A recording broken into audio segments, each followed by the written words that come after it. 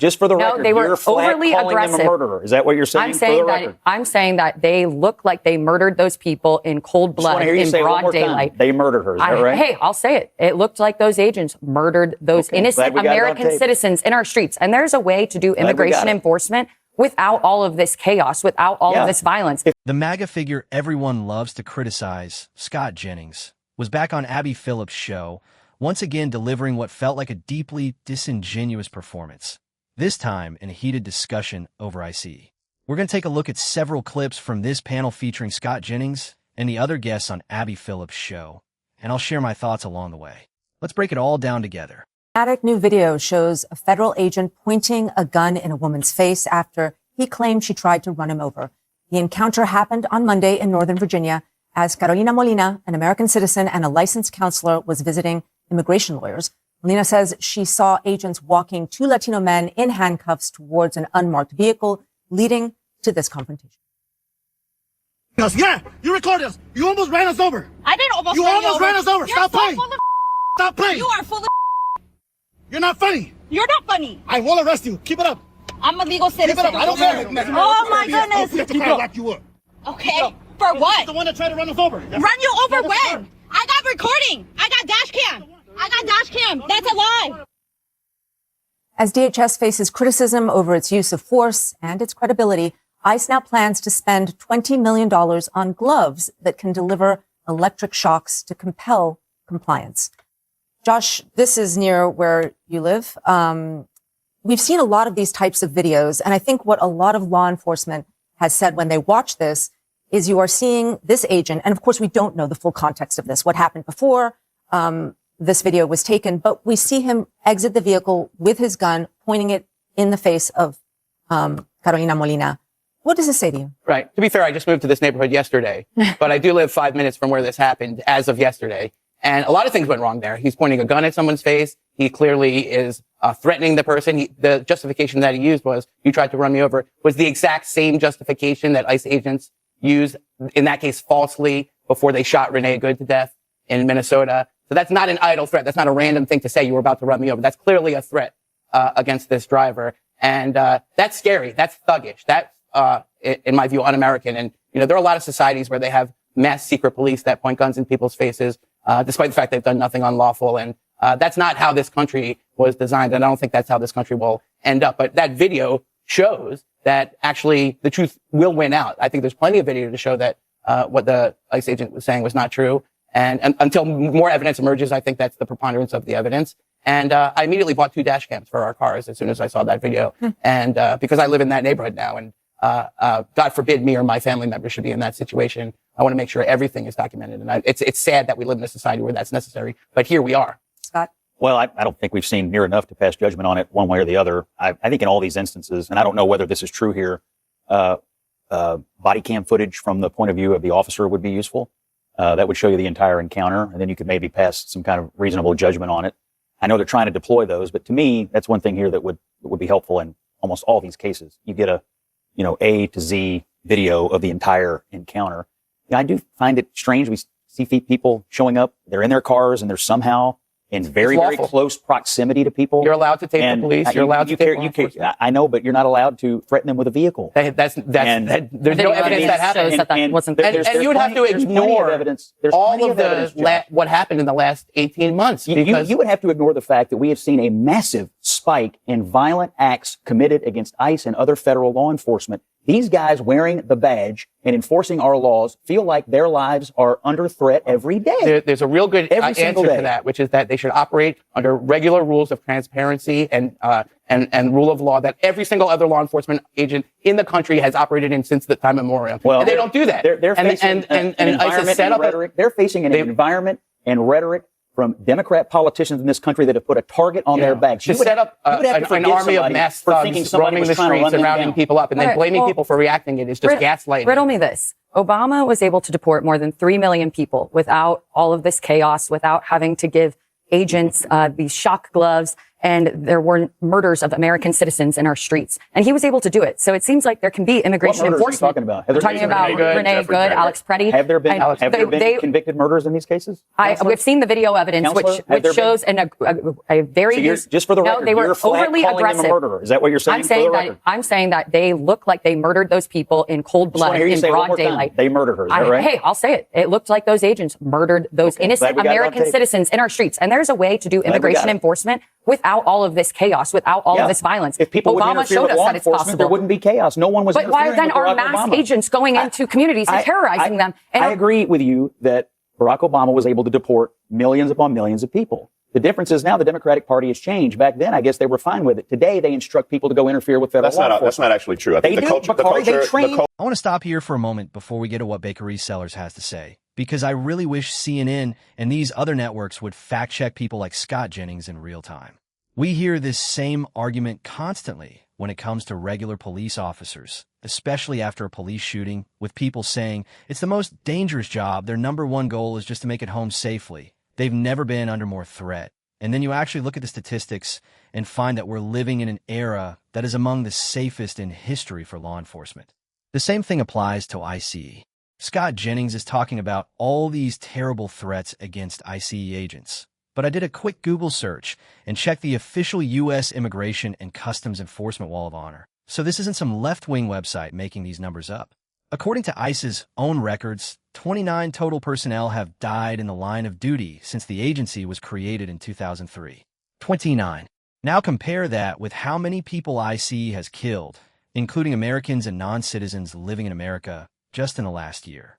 And here's the part that really matters. The cause of death shows that the overwhelming majority of those recorded line-of-duty deaths were connected to illnesses rather than violent encounters. COVID-19 accounted for roughly half of those deaths, followed by illnesses connected to 9/11, medical events, and accidents, while only a very small number of deaths were caused by criminal violence or hostile action.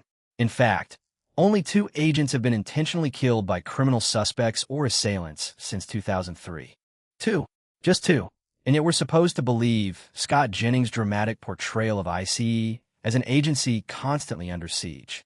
These masked thugs, as I would call them, weren't always masked, but they've always been thugs in my view. So when Scott Jennings starts presenting this exaggerated picture as if ICE agents are facing some unprecedented wave of deadly violence, the numbers simply don't support the story he's telling. Now, let's hear what Bakery Sellers has to say.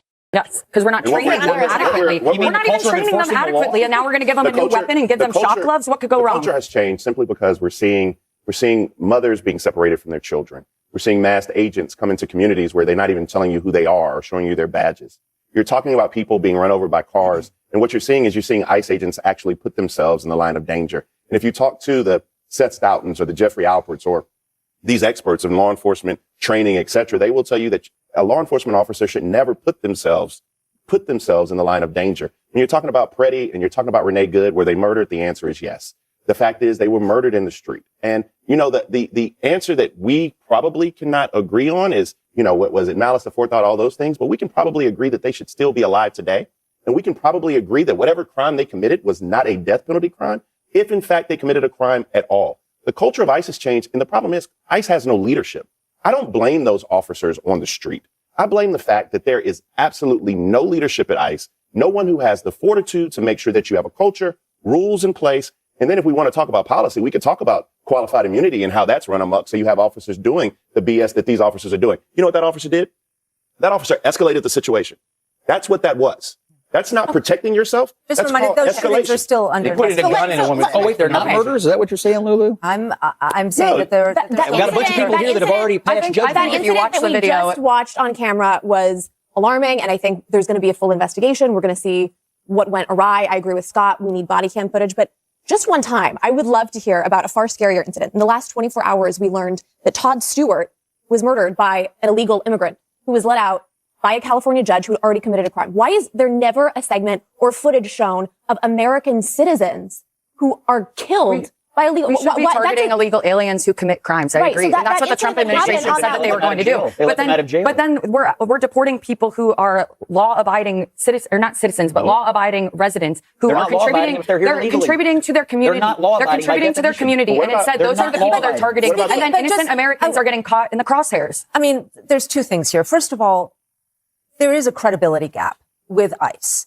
I mean, we have seen the government and ICE themselves and the agents say that things have happened that are then shown not to have happened. We have seen that in many, many instances. I mean, look here. A man shot by ICE agent in Minneapolis was charged with aggravating assault. And then, of course, that didn't turn out to be the case. There was that other case where the shovel case. You're talking about the shovel case. It wasn't just the shovel case. There are ones over and over and over again. And it seems that there is a tactic where some of these officers, some of these agents are saying things that are not true. And the Trump administration is backing them up before there is any evidence to the contrary. And so what we see in polling now is that something that the president was very, very, very strong on. People supported his immigration objectives. He is now underwater on that issue because of what has happened in places because like they've gone too far. And I agree that body cam footage would be great if we're actually enforcing it when law enforcement uses it and doesn't use it. But unfortunately, that doesn't seem to always be the case with ICE when they seem to, we just didn't happen to have our body cameras on. And it cuts both ways. It would incentivize law enforcement to act better, but it would also make the case for if that use of force was necessary. So we need to be enforcing it and holding these people accountable when they're not. But there doesn't seem to be accountability there. Actually, in some of the cases you mentioned, I know in the shovel case, you're right. The officers didn't tell the truth. And then the agency immediately admitted it and they moved on disciplinary proceedings after they realized. So there was a story. It was a bad story. It was a false story. And then it was repeated at the highest levels of the Trump administration. I'm trying to agree with you. Okay. Then the agency said, we looked into this. The officers didn't tell the truth. And then the White House and the upper levels of ICE said, yes, this was a mistake, and we're moving on them on disciplinary. That's what they should have done. Has the White House ever apologized for calling Alex Preddy a domestic terrorist? They're having hundreds of thousands of interactions across the country. It is unreasonable to assume that 100% of them are going to go smoothly and swimmingly.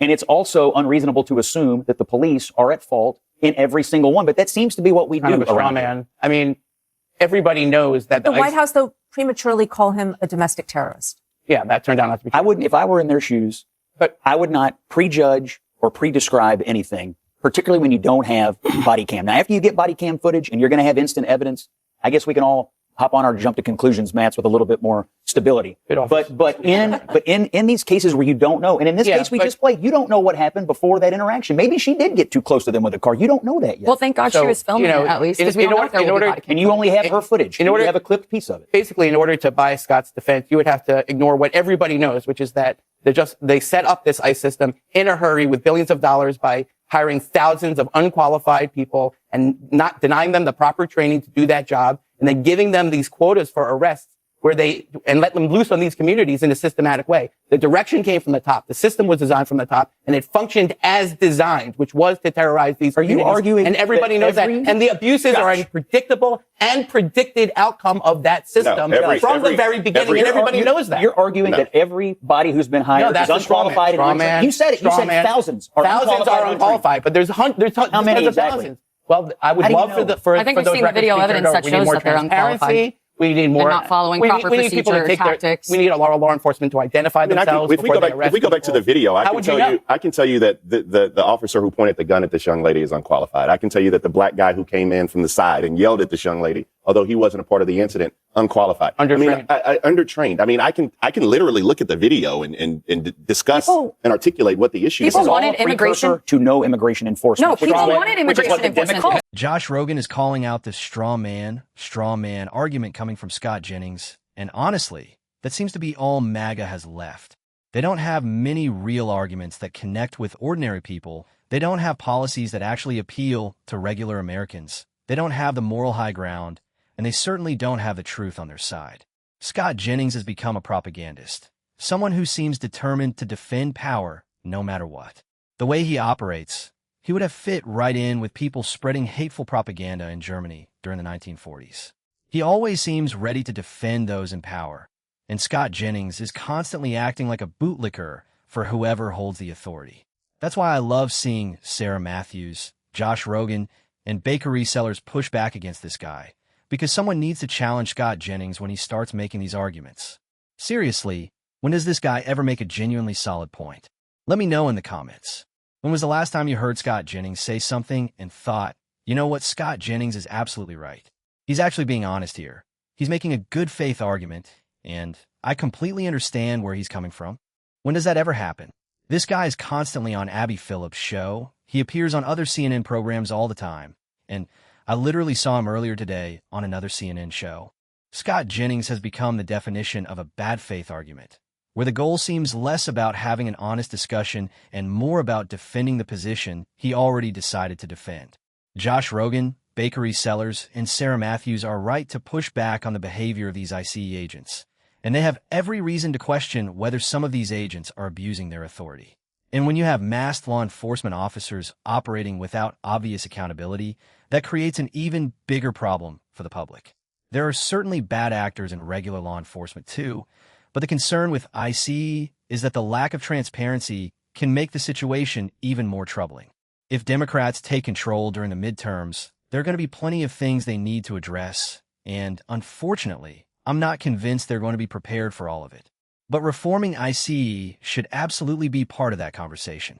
I don't think ICE is simply going to disappear completely, because that's probably wishful thinking, but there should at least be serious reforms that create more accountability and transparency. At the very minimum, agents should be clearly identifiable, and they should have visible badge numbers so people know exactly who they are dealing with. That may not solve everything, but it would at least be a reasonable place to begin. And you already know Scott Jennings would probably complain about it the second it happened, bringing up Biden and asking, what about Biden? But that's exactly the kind of argument we've come to expect from him. So let me know what you think in the comments. Do you agree with Scott Jennings and his arguments on Abby Phillips' show? Or do you side with bakery sellers, Sarah Matthews, and Josh Rogan and believe ICE needs much greater accountability and transparency? Let me know where you stand. And if you enjoyed the video, make sure to hit like and subscribe.